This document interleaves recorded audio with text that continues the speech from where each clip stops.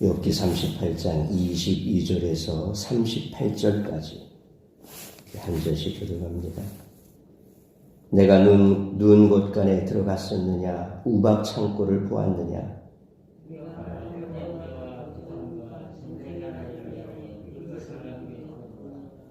광명이 어느 길로 뻗치며 동풍이 어느 길로 땅에 흩어졌느냐.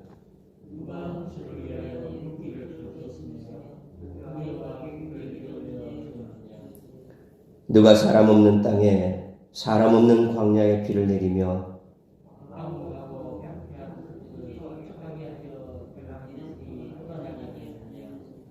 비에게 아비가 있느냐? 이슬 방울은 누가 낳았느냐?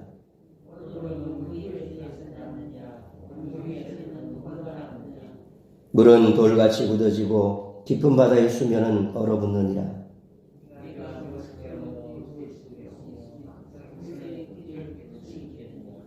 너는 별자리들을 각각 제때에 이끌어낼 수 있으며 북두성을 다른 별들에게로 이끌어갈 수 있겠느냐?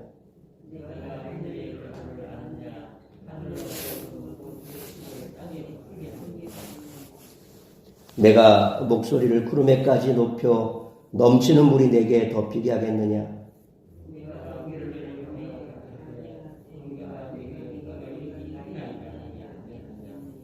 가슴속의 지혜는 누가 준 것이냐? 숫다각에 쓸기를 준 자가 누구냐?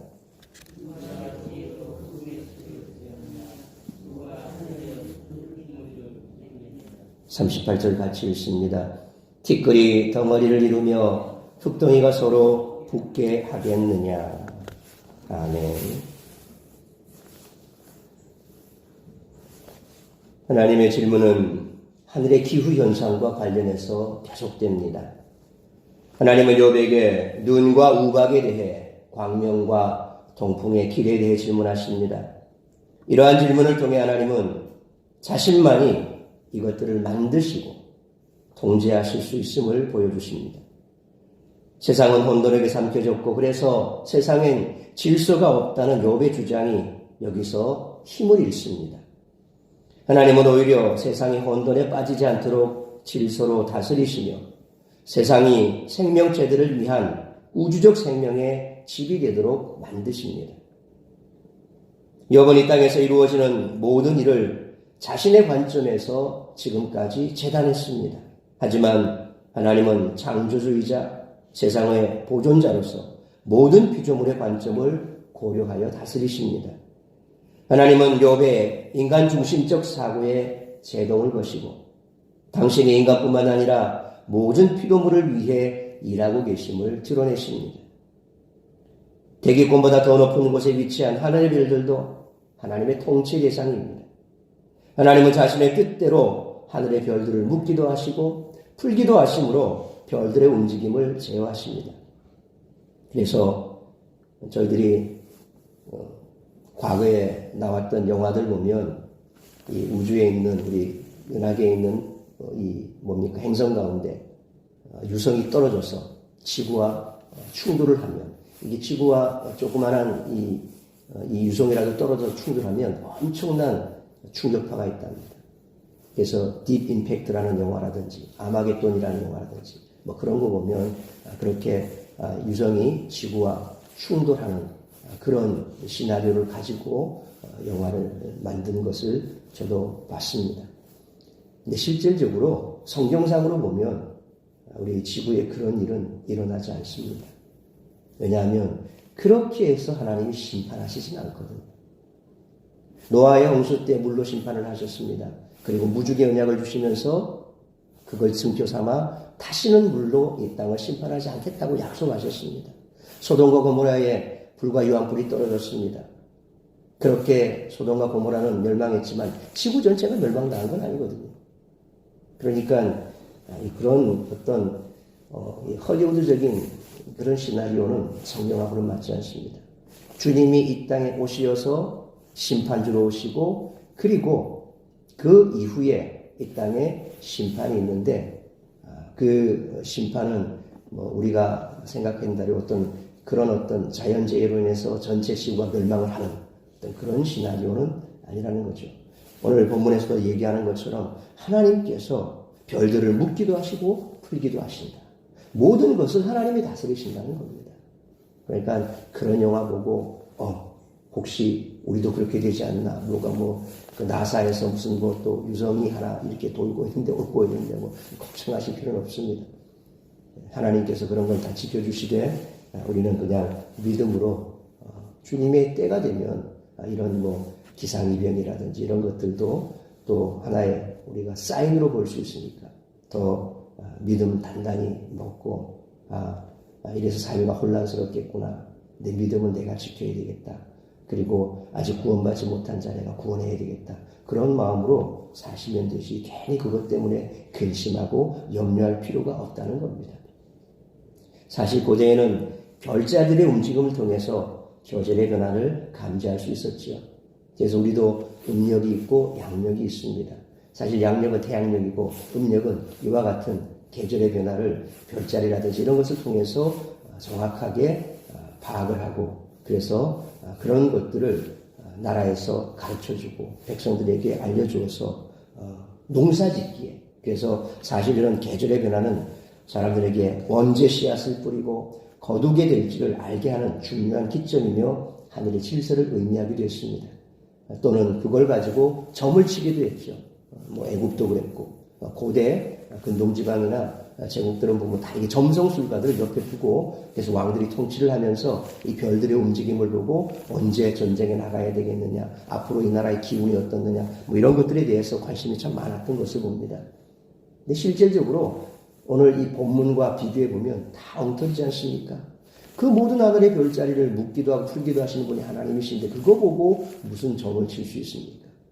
그러니까 그런 것들이 얼마나 엉터리인가 하는 것을 우리가 알 수 있고 오늘날도 보면 이 별자리 점을 친다. 또 아이들이 대학가 아이들이 보면 특히 이제 그 대학가 주변에 보면 그런 데도 있어요. 타로 점 치는데 아주 그냥 재미삼아 우리 딸도 안 보고 왔다 그랬는데 근데 아빠 맞더라 이러면서 나보고 그런 얘기를 하는데 많이 혼났어요. 그런 것들 재미삼아 보는 거 그것도 사실은 그게 재미가 아니라 우리 딸처럼 맞더라 그러면 거기에 이제 꼭 하고 마음이 빼앗기기 시작합니다. 그러면 정말 내가 마음이 많이 심란하면 또 발걸음이 그리 가는 거예요. 항상 사람은 보는 것 듣는 거에 민감합니다. 먼저 보고 싶고 듣고 싶고 그래서 그걸로 위안받고 싶어 하거든요. 하나님의 목소리는 들리지 않고 하나님 내게 보이지 않으니 내 눈에 보이고 내 눈에 내게 들리는 것으로 만족하려고 하는데 그런 오감적으로 신앙생활하는 것은 대단히 위험하다. 결국 그 모든 계절의 변화나 별들의 변화도 다 하나님께서 주장하신다는 겁니다. 하나님은 이렇게 하늘의 질서를 정하시고 그것을 통해 땅을 다스리고 움직이시는 분이십니다. 욥은 세상이 무질서하다는 자신의 주장을 거두어드리고 하나님의 질서가 여전히 하늘과 땅과 그리고 그 모든 것에 작동되고 있음을 인정해야 합니다. 하나님은 심지어 따오기와 수탉에게도 비가 오는 것과 시간과 계절의 변화를 알리는 지혜를 주셨습니다. 이 정도로 하나님은 당신이 창조하신 세상에 관심을 갖고 모든 생명체가 살아가게끔 하시는 분이시라는 거죠. 욥은 하나님이 곧 당신의 섭리와 계획을 통해 세상을 질서에 따라 다스리시는 분이심을 인정하고 자신의 무지를 깨달아야 한다는 것입니다. 이상과 같이 하나님은 계속해서 욥에게 하늘이 어떤 원리로 유지 운영되는지 알고 있느냐라고 물으십니다. 오늘 본문은 인간이 하나님의 지혜를 알 수 없다는 사실을 강조하는 내용입니다. 그런데 우리는 또한 하나님이 이 세상을 어떤 원리로 운영하고 계시는지를 배울 수도 있습니다. 따라서 이와 같은 오늘 본문의 말씀을 통해서 우리들이 깨달아야 할 것은 첫째로 22절로 30절 말씀처럼 매일의 일상을 허락하신 하나님께 감사해야 한다는 것입니다. 창세기 1장 7절 말씀에 하나님이 둘째 날에 궁창 위의 물과 궁창 아래 물을 나누셨다라는 기록이 있지요. 어제 본문이었던 8절로 11절에서 바다, 곧 궁창 아래의 물에 대해 말씀하신 하나님은 이제 궁창 위의 물을 어떻게 다루시는지 알려주십니다. 하나님은 욥에게 눈과 우박을 저장한 곳을 보았느냐라고 물으십니다. 우리는 이스라엘의 역사 가운데 출애굽 그 9장 18절에 출애굽 전 하나님께서 애굽에 내리신 10가지 재앙 가운데 7번째 재앙, 우박 재앙을 알고 있습니다. 또 여호수아 10장 11절에 아모리 족속 다섯 왕의 연합군과 여호수아가 기본에서 전투를 할 때에도 하나님께서 우박을 사용하셔서 대적을 치신 사건을 우리가 알고 있습니다. 이처럼 하나님께서는 그 우박이 있는 그곳을, 우박과 눈을 저장한 곳을 네가 봤느냐라고 물으십니다. 또한 하나님은 24절로 27절 말씀처럼 피를 위한 물길과 우레와 번개를 위한 길을 낸 것도, 토지의 비를 내려 생명에 도달하게 하는 것도 당신의 섭리 안에 있음을 말씀하십니다. 그리고 28절로 30절 말씀처럼 하늘의 비가 어떤 원리로 내리는지, 또 얼음은 어디서 생기고 서리는 어떻게 내리는지, 얼음이 어떻게 굳어지는지에 대해 인간은 쉽게 답할 수가 없습니다. 물론 현대인들은 현대 기상학의 도구로 이런 현상들을 설명하려고 할 것입니다. 하지만 우리는 하늘의 기상 현상을 비롯한 모든 자연의 재앙과 축복이 다 하나님의 섭리 안에 있음을 인정하지 않을 수가 없습니다. 거대한 자연의 움직임 앞에 사람은 아주 미약한 존재일 뿐입니다.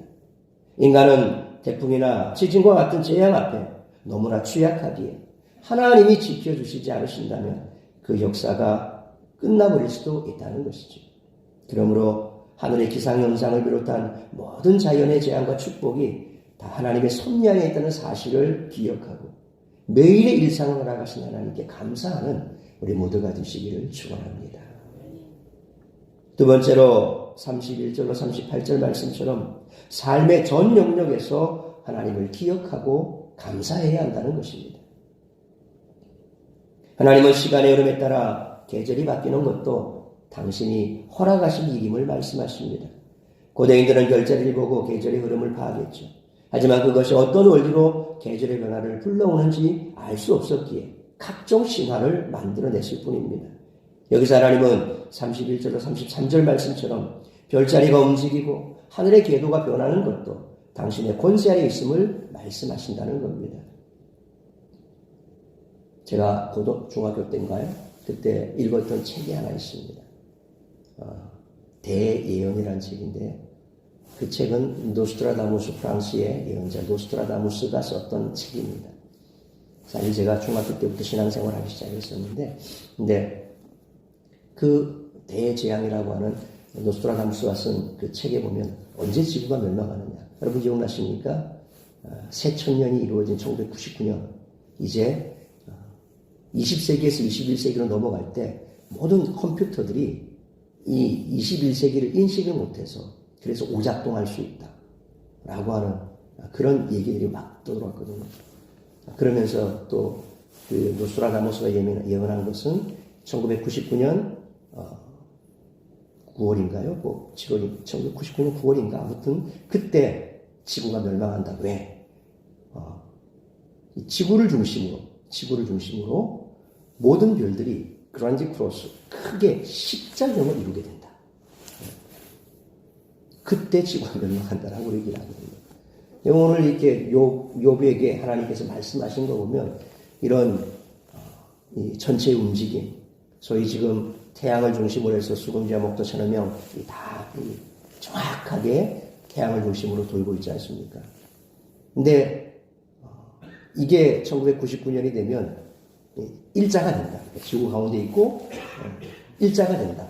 십자가 된다. 뭐 이렇게 얘기를 하는데 지금 2022년 되면 2023년 아닙니까? 많은 사람들이 그 책을 보고 지구면 2000년대가 되면 지구가 멸망한다는 별 얘기를 다 나왔습니다. 또 2012년대 또 지구가 멸망한다는 그런 영화도 있었죠. 2012. 그러니까 사람들은 자꾸 상상을 합니다. 이런 기상 이변들이 자꾸 벌어지니까 아마 이런 일들도 아마 일어날 수 있을 것이다. 라고 스스로 시나리오를 써서 다 이렇게 사람들의 어떤 이 감성을 자극시켜서 돈을 벌려고 하는 그런 일들이 일어나고 있습니다. 다시 말씀드립니다만 이런 기상 이변을 통해서 지구가 멸망하는 일은 없습니다. 주님이 심판주로 왔을 때 그때 이 땅이 심판되는데 그러니까 주님 오시기 전까지는 여러분들은 그저 우리가 살아야 할 일상을 사시면 됩니다. 초대교회 때도 예수님께서 너희가 이 땅을 떠나기 전 내가 오는 것을 볼 것이다 라고 얘기했을 때 그걸 그대로 믿고 아예 마치 다미 선교의 사람들처럼 아무것도 하지 않고 그냥 그렇게 주님 오실 날만을 기다리는 자들도 있더라는 거죠. 그래서 사도 바울이 뭐라고 책망합니까? 일하기 싫은 자의 몫지도 말라 그랬습니다. 뭡니까? 너희 일상을 살면서 그러면서 주님 맞을 준비를 해야지 그냥 팽개치고 그것만 한다고 되는 게 아니라는 거죠. 우리는 그런 사람들입니다. 내일 당장 스피노자가 말처럼 내일 당장 지구가 멸망할지라도 난 한 그루의 파스칼이 그랬으니까 한 그루의 사과나무를 심겠다. 어떻게 보면 굉장히 옳은 말입니다. 우리 그리스도인들이 살아야 삶의 모습이죠. 오늘 하나님께서 욥에게 말씀하신 것처럼 모든 이런 계절의 변화, 별자리의 변화, 그 모든 것들이 뭡니까? 하나님께서 주관하신다는 겁니다. 하나님의 권세 아래 있다는 겁니다. 물론 사람은 나름대로 시와 때를 분별하지만 그 지혜마저 하나님이 주신 겁니다. 하나님은 36절 말씀처럼 사람뿐만이 아니라 숫닥에게도 그런 능력을 주셔서 매일 아침에 시작됨을 알리게 하셨습니다. 37절로 38절 말씀처럼 때가 되면 얼었던 땅에 녹고 비가 내려 흙이 엉겨 바짝물이 자라난 것 역시 사람의 능력이 아니라 하나님의 섭리 안에 있는 일이라는 것이죠. 이처럼 인간이 당연시하는 영역에서 하나님은 일일이 역사하고 계신다는 겁니다. 우리는 최근 과거에 누렸던 일상이 사라지는 그런 경험을 했습니다. 코로나로 인해서 우리의 삶은 2년 이상 멈춰졌었습니다. 그렇게 멈춘 인상을 살다 보니까 그때서 이제 우리가 생각을 하죠. 이전에 당연했던 것이 하나님의 은혜였구나 하는 것을 깨닫게 됩니다. 얼마나 우리가 참 연약한 자들입니까? 별의별 소리 합니다. 인간이 이렇게 발전하니까 사람을 만들어낼 정도 복제할 만큼 인간의 기술이 발전하니까 하늘 끝까지 인간이 교만해졌다는 겁니다. 그 교만함은 여전히 지금도 벗어나지 못하고 있습니다. 바이러스 한번 창궐하니 모든 것이 멈춰버리지 않습니까? 순식간에 수만 명의 사람들이 죽어나가고 두려움에 공포에 떨 수밖에 없는 그 중국 같은 경우에는 너무 심하게 그렇게 끌어잠그니까 지금 사람들이 난리가 났는데 그렇게 한다고 해결되는 문제가 아니죠. 묻고 푸는 것은 하나님의 손에 있지 않습니까? 우리가 이와 같은 일들을 겪으면서 항상 깨달아야 될 것은 얼마나 우리가 나약한 존재인가, 연약한 존재인가. 그래서 결론은 뭡니까? 하나님 앞에 우리가 살아야 한다. 하나님만 의지하고 살아야 한다. 믿음으로 살아야 한다 하는 것이죠. 하나님은 모든 전체를 운행하시면서 우리의 일상을 운행하고 보호하시는 줄 믿으시기 바랍니다. 그러므로 매일 식사하기 전에 하나님을 기억하며 감사하는 식사기도 하지 않습니까? 하나님을 기억하고 감사하는 것도 바로 그 하나님을 기억하기 위한 작은 실천인 것처럼 삶의 작은 일에도 하나님의 크심과 섭리를 알아 항상 하나님을 기억하고 감사하는 우리 모두가 되시기를 축원합니다. 사랑하는 성도 여러분, 우리가 지금 누리는 모든 것이 다 하나님의 기적과도 같은 은혜인 줄 믿습니다. 하나님이 베풀어 주지 않으셨다면 지금 우리가 먹고 입는 것들과 몸을 누일 수 있는 자리가 주어질 수 없었을 것입니다. 이 모든 것이 하나님의 은혜임을 인정한다면 우리는 매 순간 하나님께 감사하며 의지할 수밖에 없습니다. 그러므로 날마다 숨쉬는 순간마다 하나님이 베푸시는 은혜를 기억하며 항상 감사하는 삶을 살아가는 우리 모두가 되시기를 주님의 이름으로 축원합니다. 기도하겠습니다. 살아계신 아버지 하나님, 은혜와 사랑을 감사합니다. 오늘도 이 새벽을 깨워 말씀으로 예배로 이 하루를 시작하게 하시니 감사합니다. 오늘도 우리에게 주신 말씀 우리가 가슴에 새기기 원합니다. 하나님께서 우리에게 은혜를 베푸시지 않았다면 우리는 온전한 삶을 살아갈 수가 없습니다. 오늘 이 한날도 하나님께서 우리에게 허락하셨기에 우리는 이 한날의 삶을 살아갈 수가 있습니다. 매일매일의 삶이 은혜요 감사라는 사실을 기억하고 그것을 베풀어 주신 하나님을 늘 기억하며 입술에서 감사가 떨어지지 않는 그런 삶을 살아가게 하여 주옵소서. 때로 내 삶에 주어진 여러 가지 많은 어려움으로 인해 우리는 욥과 같이 불평할 수도 있습니다. 그러나 욥이 그렇게 불평했지만 결국 하나님의 질문 앞에 아무것도 답할 수 없었던 것은 우리가 하나님의 은혜 아래 있고 그 모든 것을 하나님께서 주관하시는데 하나님을 잊어버리니 그와 같은 일들을 행한다는 것입니다. 잊지 않고 기억한다는 것. 하나님은 늘 살아계시고 온 우주 천지 만물을 주관하시며 심지어는 짐승에게까지 풀 한 포기에까지 하나님의 은혜가 미치지 않는 것이 없다는 사실을 기억한다면 우리의 삶에 오늘 주어진 그 문제는 문제가 아닌 것입니다. 하나님 손에 있기에 문제가 아닌 것입니다. 내 손에 있다고 생각하니 문제가 되는 것입니다. 오늘 이 아침에도 나의 삶의 어깨에 누워진 그 많은 짐들 다 내려놓고 하나님께서 주시는 은혜를 소망하며 또 그 모든 것들 주님 손에 올려드릴 때에 이제는 내 손에 있는 문제가 주님 손에 올라가기에 문제가 아니라 그것을 통하여 우리 주님 영광 받으실 때에 그 모든 문제들이 해결될 줄 믿는 믿음으로 기도하고 간구하는 복된 시간 되게 하시고 이 아침에도 성령으로 충만케 하여 주셔서 오늘 이 한날도 나를 통하여 이루고자 하는 주의 뜻만 이루어드리는 복된 한날의 삶이 될 수 있기를 간절히 빌고 소원하오며 이 모든 말씀 우리 주 예수 그리스도 이름으로 기도하옵나이다.